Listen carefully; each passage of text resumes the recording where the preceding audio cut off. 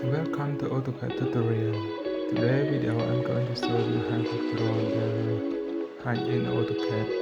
So first we need to draw the rectangle and draw a circle.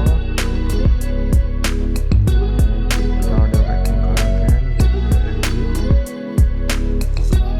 Draw the ellipse. Draw an ellipse. Okay then. So we need to resize the rectangle a little bit to make it bigger.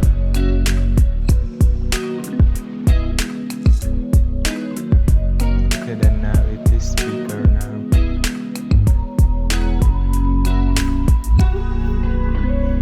We resize the ellipse. So and then we click on Hatch toolbar, and then we select the rectangle, and then we adjust the size of the hatch.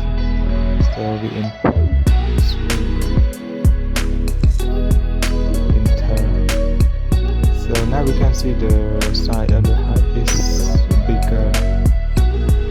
Now we start to hide on the circle. Okay, we decide the height to be 5. Okay, and then we continue to have the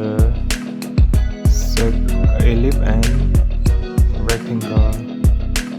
So for here we need to click on the click internal point, and then we click on the internal point.